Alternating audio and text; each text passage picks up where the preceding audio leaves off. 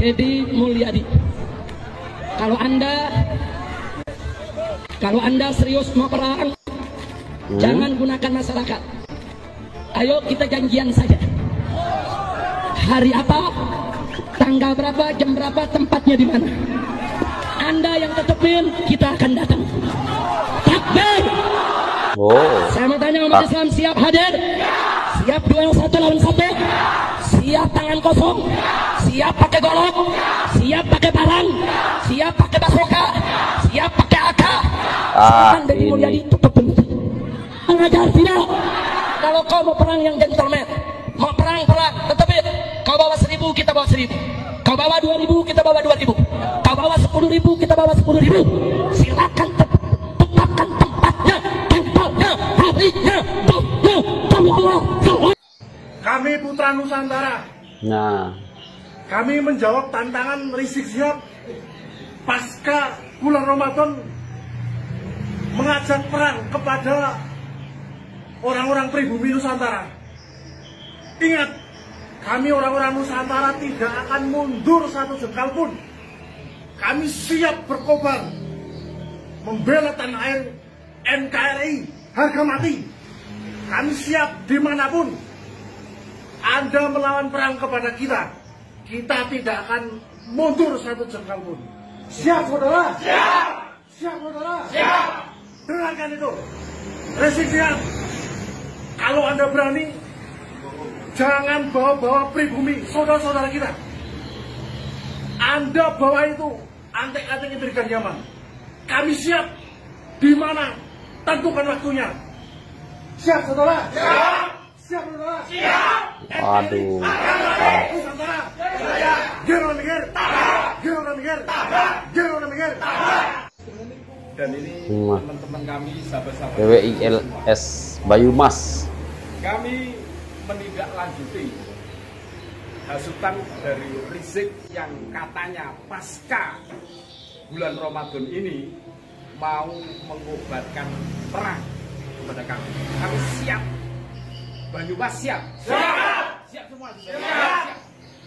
Tapi ingat, tolong jangan bawa-bawa pribumi. Jangan bawa-bawa pribumi. Kalau berani sudah, para imigran Yaman itu, WNA itu yang nggak jelas itu, jangan hasut saudara-saudara kami sesama pribumi. Kami tidak akan mau berurusan dengan saudara-saudara kami sesama pribumi. Oh iya. Jelas kalian yang tidak bisa membuktikan sebagai cucu Nabi.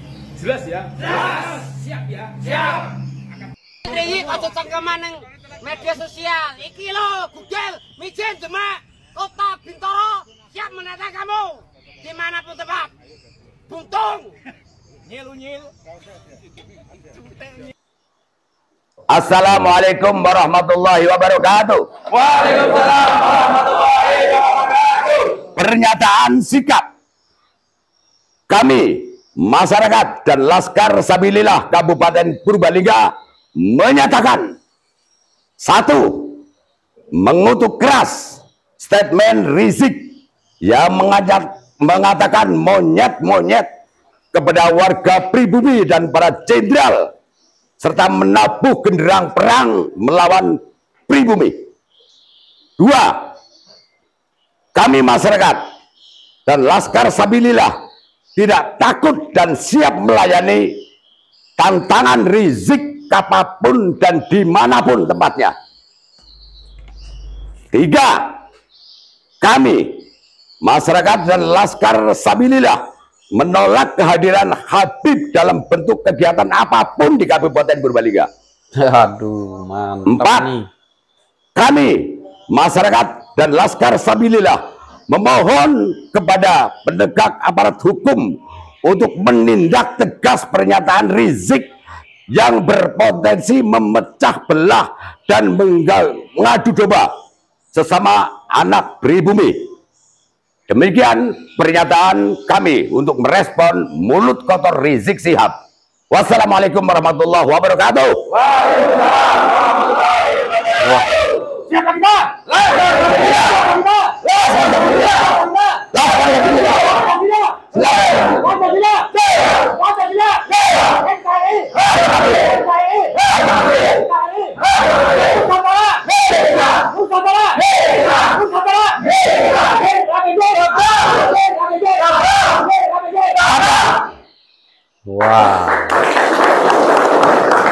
enggak ya si Habib.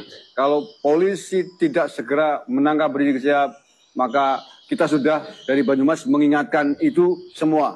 Bukan kita takut melawan Rizik Syihab dan andek-andeknya. Apakah kita takut? Tidak. Banyak teman-teman kita yang sudah tidak sabar bahkan ingin menghadapi Rizik Syihab. Tapi tentu saja itu tidak kita inginkan.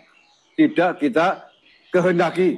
Kita ingin damai, kita ingin nyaman. Nah, bagaimana caranya? Tangkap Rizik Syihab. Ya. Provokator, propaganda, pemecah belah bangsa. Kita sangat tidak rela warga Nusantara, Republik Indonesia, merah putih dikotori oleh keturunan imigran dari Yaman. Apakah kita rela? Tidak. Tentu saja tidak. Dia adalah warga keturunan imigran dari Yaman. Di sini hidup enak. Mestinya berterima kasih dengan bangsa Indonesia. Tapi yang ada menjadi provokator terus-menerus, bahkan memprovokatori, mengobarkan perang pasca Lebaran. Ini tentu harus dicegah oleh aparat keamanan dengan cara menangkap Rizik Syihab. Oke, kemudian tadi yang terakhir, dia punya kasus cat mesum yang sampai hari ini belum jelas tindak lanjutnya oleh aparat kepolisian, khususnya di Polda Metro Jaya. Iya ya. Kasus tersebut sempat di SP3, sempat dihentikan, tapi kemudian digugat di pengadilan dan dibuka kembali. Sejak tahun 2020 kalau tidak salah. Maka ini saya kira penting untuk Polda Metro Jaya untuk kembali membuka dan meneruskan kasusnya Rizik Syihab, yakni kasus cat mesum itu. Pak Mahfud dulu dibongkar lagi. Jadi Menko Polhukam juga meminta kepada kepolisian agar itu diteruskan, agar dilanjutkan. Karena itu amanah Pengadilan Negeri Jakarta Selatan. Semangat ya. Kita mendukung TNI Polri untuk bersikap tegas, khususnya Polri dalam penegakan hukum. Saya kira itu poin-poin yang ingin kami sampaikan dari Banyumas, Jawa Tengah ini.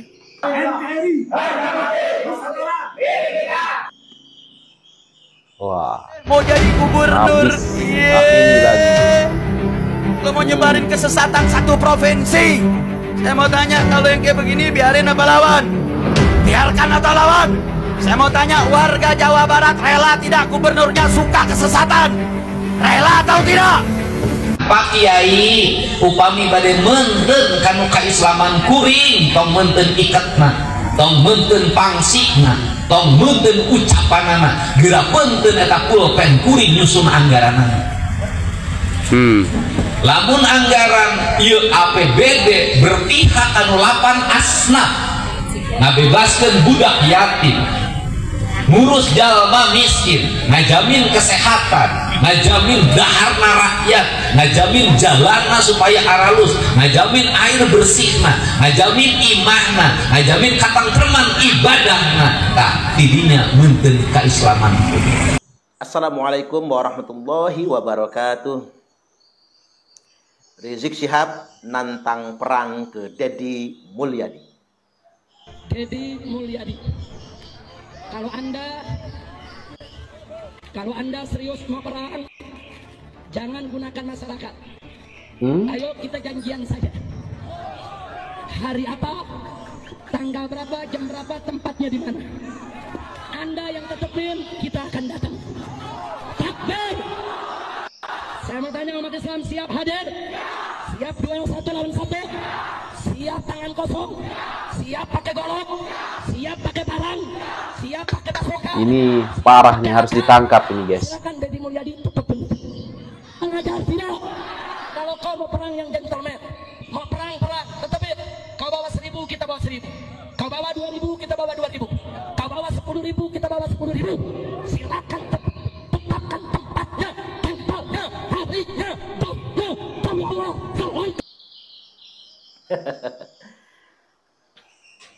Dia ngajak perang Kang Deddy Mulyadi. Dan dia ngajak Kang Deddy Mulyadi gentleman. Jangan bawa-bawa rakyat. Lah, dia ngajak gentleman, jangan bawa-bawa rakyat. Nah, Rizik Syihab ini apa? Dia bawa-bawa umat Islam. Coba, apa kata dia? Umat Islam siap perang, siap duel. Rizik Syihab, ngapa ente bawa-bawa umat Islam? Ya ente yang lebih parah sebetulnya. Ente yang lebih parah. Ente nggak gentleman. Ente selalu mengatasnamakan Islam. Bahkan lebih nggak gentleman lagi.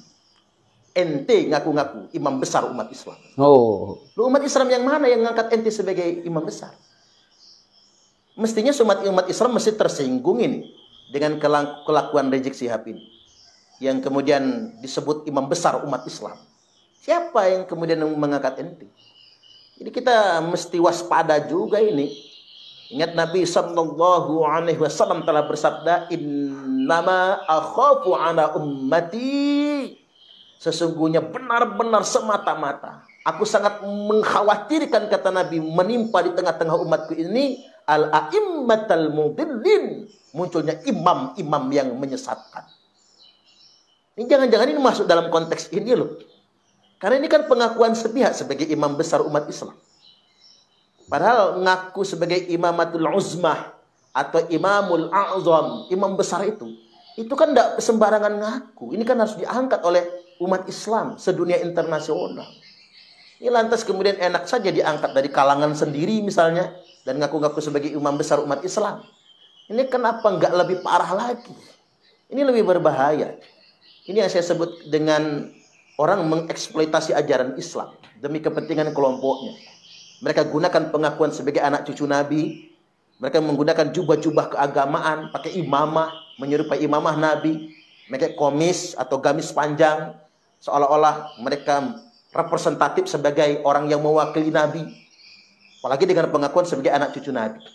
Ini yang disebutkan oleh Nabi dalam sabdanya.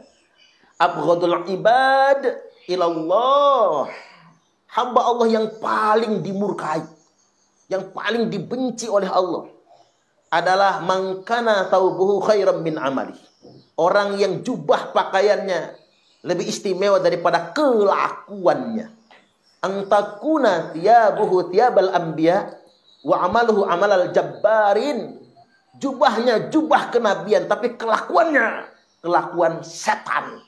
Ini sebetulnya dia menggunakan slogan-slogan keagamaan untuk memobilisir massa, agar seolah-olah apa yang dia perjuangkan ini merupakan jihad, agar seolah-olah apa yang dia perjuangkan ini betul-betul mewakili umat Islam, benar-benar representatif sebagai massa Islam. Nggak bisa begitu. Ini nggak gentle namanya. Ini yang disebut dengan memanfaatkan agama.